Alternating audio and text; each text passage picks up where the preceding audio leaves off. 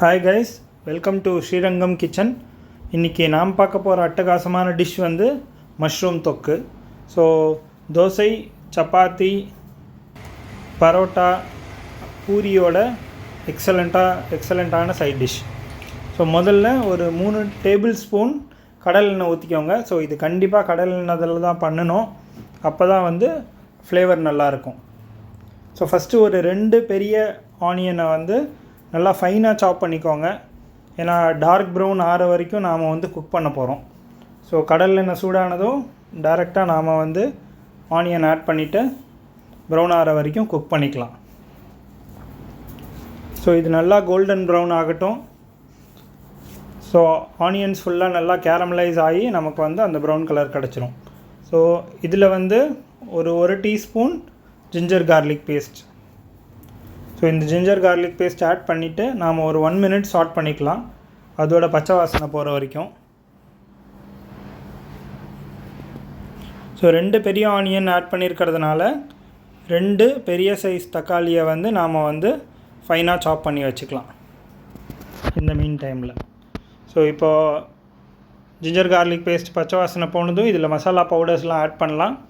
ஒரு 1/4 டீஸ்பூன் மஞ்சப்பொடி, அதுக்கப்புறம் 1 teaspoon coriander powder, jeera powder, garam masala and chilli powder. So chilli powder உங்களுக்கு காரம் வேணும் அப்படின்னா நாம் வந்து ஒரு 1.5 டீஸ்பூன் கூட நாம் ஆட் பண்ணிக்கலாம். ஸோ இந்த மசாலாஸ்லாம் ஆட் பண்ணிவிட்டு ஜஸ்ட்டு ஒரு தடவை சாட் பண்ணிக்கலாம். இதில் 2 ஃபைன்லி சாப்டு ஆனியன், பெரிய ஆனியனை டொமேட்டோஸை வந்து நாம் வந்து கட் பண்ணி ஆட் பண்ணிக்கலாம். ஸோ நிறையா எண்ணெய் இருக்கிறதுனால அந்த மசாலாஸ்லாம் வந்து இது பிடிக்காது, அடி பிடிக்காது.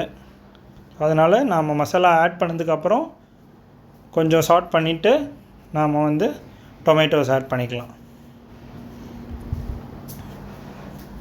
ஸோ இந்த டொமேட்டோஸை நல்லா மிக்ஸ் பண்ணிவிட்டு இதில் வந்து 1 டம்ளர் தண்ணி ஆட் பண்ணிக்கலாம். ஏன்னா நல்லா மேஷியாக குக் ஆகணும் ஆனியனும் டொமேட்டோவும் சேர்ந்து. ஸோ இதில் ஒரு கொத்து கருவேப்பிலை ப்ளஸ் வந்து இதுக்கு தேவையான அளவு உப்பு.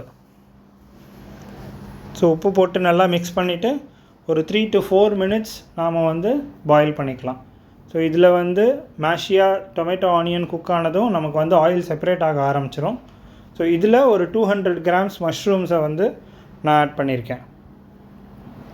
ஸோ நார்மல் பட்டன் மஷ்ரூமை 4ஆக கட் பண்ணி ஆட் பண்ணியிருக்கேன். ஸோ தொக்கு அப்படிங்கிறதுனால நீங்கள் இன்னும் கொஞ்சம் கூட ஃபைனாக சாப் பண்ணி ஆட் பண்ணுறதுனா ஆட் பண்ணிக்கலாம். ஸோ நம்ம சாப்பிடும்போது மஷ்ரூம் தெரியணும் அப்படிங்கிறதுக்காக நான் வந்து ஒரு பட்டன் மஷ்ரூமை 4ஆக குக் பண்ணி ஆட் பண்ணியிருக்கேன். ஸோ மஷ்ரூம் குக் ஆகிறதுக்கு ஒரு 3 to 4 minutes ஆகும். ஸோ நடுவில் மிக்ஸ் பண்ணி விட்டுக்கோங்க. ஸோ நல்லா தண்ணியெலாம் எவாப்ரேட் ஆகி இதில் வந்து ஆயில் வந்து செப்பரேட் ஆக ஆரம்பிச்சிடும். ஸோ மஷ்ரூமில் இருக்கிற தண்ணியும் ரிலீஸ் ஆகி எவாப்ரேட் ஆகும், ப்ளஸ் ஆயிலும் செப்பரேட் ஆகும். ஸோ நல்லா குக் ஆனதுக்கப்புறம் நாம் வந்து ஒரு கத்து கொத்தமல்லியை வந்து இது மேலே ஆட் பண்ணிக்கலாம்.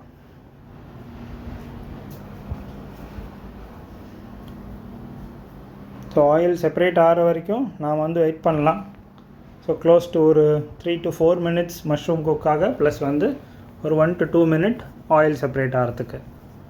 ஸோ இதுக்கப்புறம் ஃபைன்லி சாப்டு கொரியாண்டர் ஆட் பண்ணிவிட்டு நல்லா ஒரு தடவை மிக்ஸ் பண்ணிவிட்டு நாம் வந்து கேஸ் ஆஃப் பண்ணிக்கலாம். ஸோ மஷ்ரூம் ரொம்ப ஹெல்த்தி டிஷ். ப்ளஸ் இந்த மாதிரி மஷ்ரூம் தொக்கு பண்ணி சாப்பிடும்போது சப்பாத்தி, பூரி, தோசை எல்லாத்தோட நல்லாயிருக்கும். ஈவன் பார்ட்டி ஸ்நாக்ஸாக கூட நாம் வந்து இந்த மஷ்ரூம் தொக்கை யூஸ் பண்ணிக்கலாம்.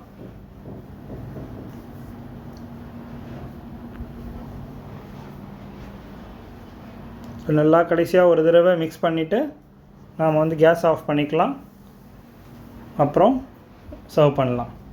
ஸோ ஒரு எக்ஸலண்ட்டான மஷ்ரூம் தொக்கு ஹோம் ஸ்டைல். ட்ரை பண்ணி பாருங்கள், என்ஜாய் பண்ணுங்கள், லைக் பண்ணுங்கள், மறக்காமல் சப்ஸ்கிரைப் பண்ணுங்கள். தேங்க்ஸ் ஃபார் வாட்சிங்.